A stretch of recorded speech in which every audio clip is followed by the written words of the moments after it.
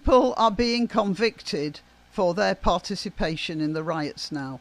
The courts, which couldn't handle things before, suddenly have turned into a meat grinder, churning out convicts one after the other. Some of them deserved, I'm sure many quite innocent, as we saw from some guy who was arrested for making a comment on Facebook recently. Now, there is no way that the ordinary people can win against this government right now. However, the Labour Party is dead in the water now. The working classes will not forget the way they've been calumniated, bullied, vilified and tyrannised. Just like what happened with the Sun newspaper. There's nobody in the working class will vote for the Labour Party again. Always assuming, of course, that there is another election. I'm Granniopteryx. I'm on YouTube, Rumble, BitChute and Minds.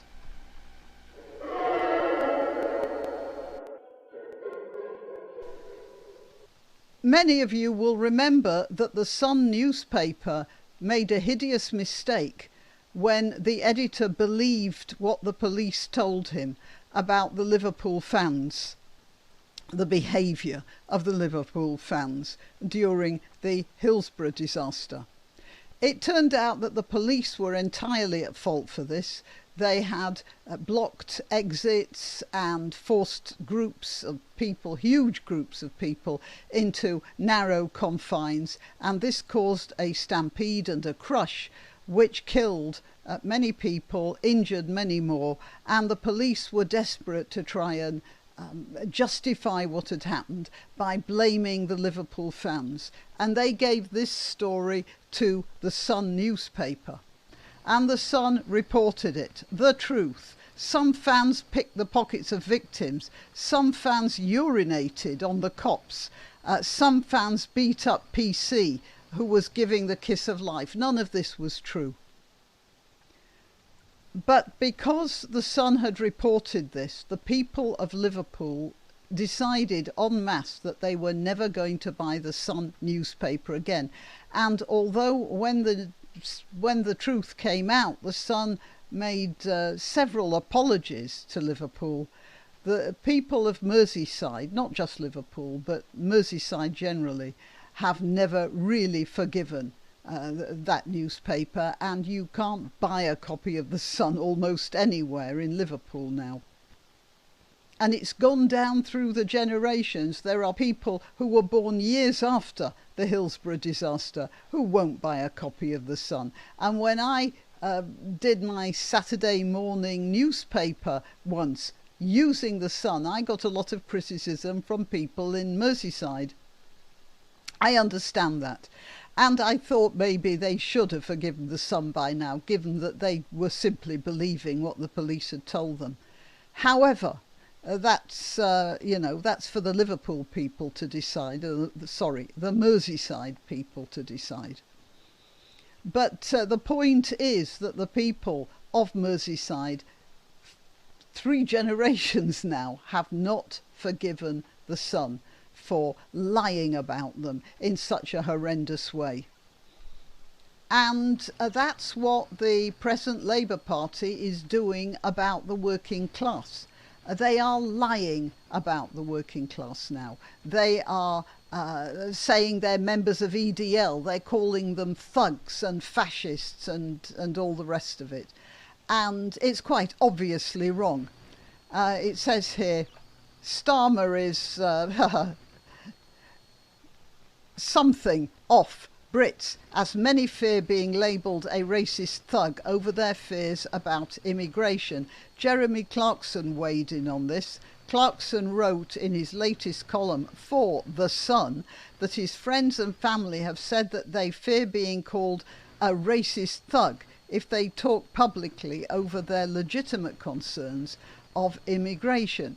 Clarkson wrote, "Today I'm surrounded by farmers and plasterers and brickies and butchers, and all I hear all day long that there's too much immigration. But if they say this out loud, or if they go on a march, they're told by the London elite that they are far-right extremists or racist thugs. For the most part, they're not. And he's right. And I was on the Tommy Robinson march last Saturday, but one. And, maybe I'm wrong, but I don't consider myself a racist thug. So that's what's going on. And I don't think the working classes will ever forget this. Or maybe some of the middle classes as well, because this is a Telegraph article. Almost half of public believes Starmer is handling riots badly. Well, of course, what you mean by badly might depend on your social class. But I'd say that most people think that Starmer's language is inflammatory, unsympathetic, even cruel, and doesn't understand what a lot of people are suffering out beyond the Westminster bubble. And some people may say his language is bad, some may say they don't like that immigrant hostel right next to their kids' school or whatever. Whatever it is, most people have a pretty bad impression of the Labour Party. I've heard a lot of people saying comments that Starmer won't last long. Who's going to unseat him? Who's going to unseat him? He has 400-seat majority in Parliament. He's not going anywhere.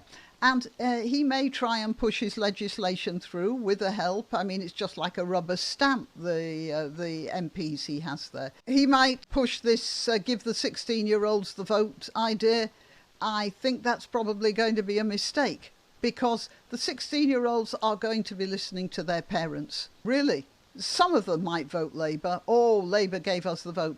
More of them will be listening to their parents, will be aware that their parents have criminal records now because of what's going on, will know about it not being safe to go out on the streets because of the behaviour of gangs, of army-age young men who have nothing better to do, being housed in local facilities where those kids' parents are struggling. This is not going to end well for the Labour Party, and the working classes especially will not forget how they've been calumniated and vilified by a man with Sir in front of his name, who's in charge of the country.